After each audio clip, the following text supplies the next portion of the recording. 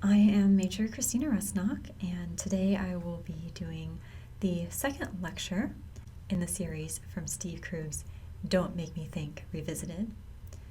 This chapter is titled How We Really Use the Web.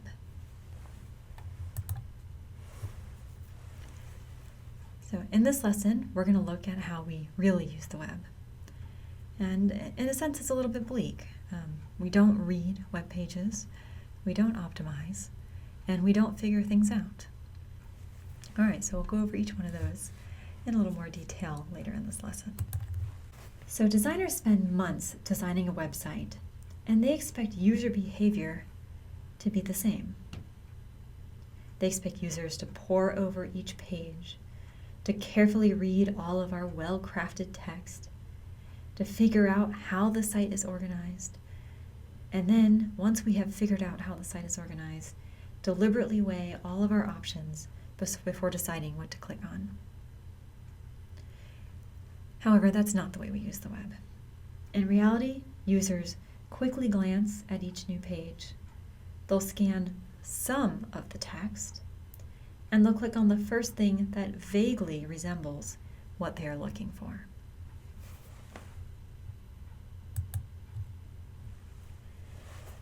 So when we're designing websites, we think we are creating great literature, or at least a product brochure. Whereas the reality is much closer to a billboard passing by at 60 miles an hour.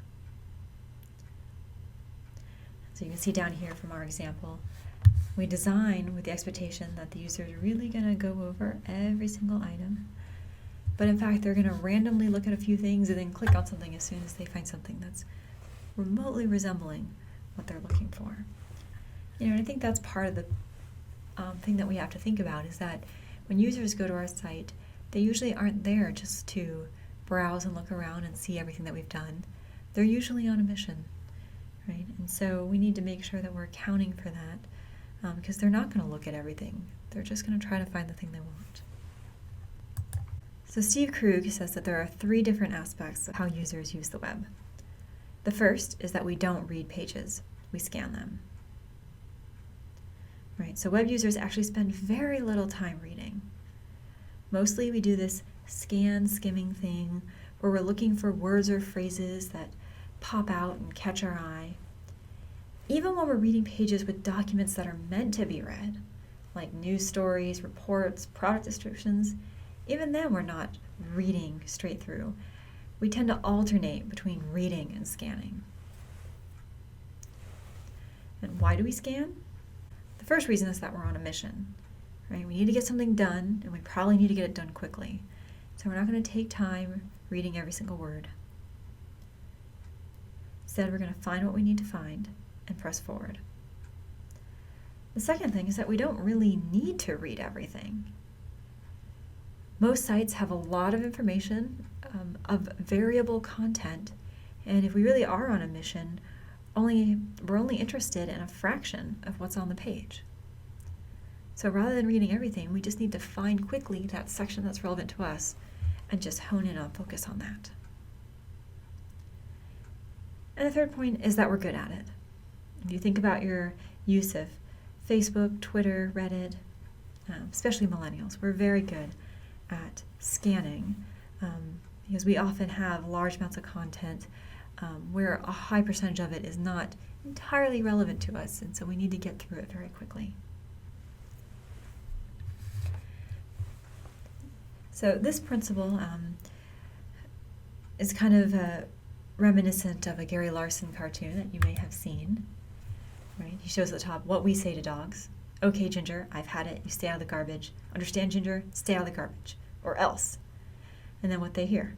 Blah, blah, Ginger, blah, blah, blah, blah, blah, Ginger, blah, blah, blah, blah, blah. Right? So they only hear those relevant piece of information that's relevant to them. And that's really a pretty accurate idea of how we tend to use the web. So if we look at Blackboard, this might be what the designers build.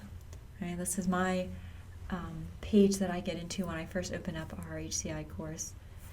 I can see, or you probably see it too, because then it moves off. Right? So you got the announcements, you got all that navigation, all kinds of interesting stuff here. But let's suppose that I'm very interested in something very specific. I've received an email that says grades for System Eval 2 is posted. Right? So when I go into Blackboard, I don't see all of this. Instead, I see announcement, grades for System Eval 2 is posted, and then I go down to my grades. And I don't really even acknowledge that the rest of this content exists. Right? That's the way users see the web. They just see the pieces that are of interest to them. And if the site is designed well, those pieces should pop out automatically. If the site's not designed well and there's a bunch of different things going on, there's a lot of visual clutter, nothing may pop out at them. And that's problematic because they want to get to the thing that's relevant to them. You don't want to hide that from them. That will just frustrate the user. So, first principle, we don't read. The second principle is that we don't optimize. Instead, we satisfice. So, as you'll recall, optimizing means selecting the very best possible option of all options. Whereas satisficing, which is often used in engineering and decision making, is choosing the first reasonable option that you encounter. So you don't have to explore the entire space with satisficing. Instead, you're going to find the first item that you come across that could reasonably be a solution for you. That's the one you're going to choose.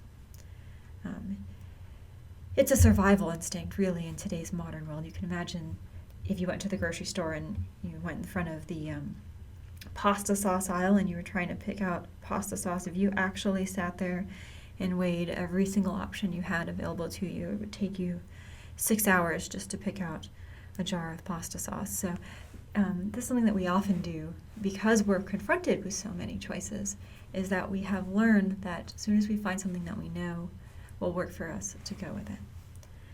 And so the implication for web design is that the users are not going to consider all the options you have on the page, right, before they make their selection. And so if you want them to choose the right thing, you want to make sure that they find it very quickly so that the thing that is correct happens to be the first reasonable option. Right? And why do we satisfice? The first reason is we're in a hurry. Right? Optimizing is hard, time-consuming, and satisficing is just plain efficient. There's actually not much penalty for guessing wrong either, especially with the website. It may cost you a little more time, but you'll hit the back button and it'll work out. Unless you have to keep doing that over and over again, then you might just get really frustrated. And another point is that weighing the options may actually not improve our chances of success. So if you've got 3 buttons and they all kind of look like they're going to do the same thing, you're probably better off just doing trial and error than actually trying to sit there and optimize which one's really the best one to click on. And Steve Krug seems to say that guessing is more fun. That there's a possibility that you might run into something good and maybe not what you expected if you just click your way around. All right. So we don't optimize, we satisfice. And the third principle is we don't figure out how things work. Instead, we muddle through them. So this is common not just with websites, but with any technology. Very few people read instructions. Instead, we just forge ahead when we get something and we muddle through. You can think about the last time you got a new smartphone. Did you actually sit down and read the manual, if the manual came with it at all? Did you read it? Probably not, right? So instead, we'll try to figure it out on our own. We kind of muddle through. We'll make up plausible scenarios of how we think it works as we go through our muddling, right? And so one of the implications of this is that users tend to have an imperfect understanding of the content, right? So if they've figured out a way to do something and it seems to work, they will make up a scenario as to why that makes sense to do it that way. And why do we muddle through? Most importantly, it's really not important that the user knows how everything works. If they can get their task done, that's really all that needs to happen. And if we find something that works, we'll stick to it. Right? So if we find a way to get to the item that we need, even if it's really inefficient and it takes many clicks to get it done, and there's actually a much faster way, we will often continue to do that. I know I'm guilty of this. I have a website that I use, one of the conference websites for drawing papers, and I've got like a 12-step process for finding somebody's paper, but I know exactly the path to go. So even though there's probably a 2-step process, if I could just take the time to find it, I really don't have the time to find it, so I muddle through each time I need to, and I just go through this really long, arduous process. Okay. So the problem with muddling through is that it's very error-prone, especially if the user is new to the site and they don't have some kind of strategy in place that they know how to get to something. It's very likely that they're going to click on the wrong thing, and maybe several wrong things before they find what they need to find. And of course, it's very inefficient, right? Which means you're consuming their time, you're consuming their patience, and you really don't want to do that. You may be creating a little bit of frustration with them if it takes a lot of muddling before they can find what they need. So if it's possible to design a site to avoid this muddling through, then there's a better chance that users are going to find what they are looking for, which is a win-win, right? It's good for you, it's good for them. They find what they're looking for. There's also a better chance that users will understand all that your site has to offer, and not just the parts that they happen to stumble across. There's a better chance you can steer users to parts of your site that you want them to see, right? So if you have a very cumbersome site, like Board Game Geek, I think I showed that one in the previous lesson, I probably only use 10% of that site because it's so overwhelming that I go to the places I know and I don't go anywhere else. There may be other places that I would want to see and that the web site creators would want me to see if they were prominently, clearly displayed, and easy to find, but I don't. And perhaps the best reason to design the site that way is so it doesn't have to be muddled through, is that your users actually feel smarter, right? If they know what they're doing and how to do it, they feel in control, and they'll want to come back to your site. And that's the experience you really want them to walk away with, right? This positive user experience that they feel confident that they know what they're doing in your site, they know they can get the task done, and that it's super quick and so easy to do, and it's such a pleasant experience. Right. So in summary, how we really use the web is that we don't read pages, we scan them. We don't optimize, we satisfy. And we don't figure things out, we muddle through.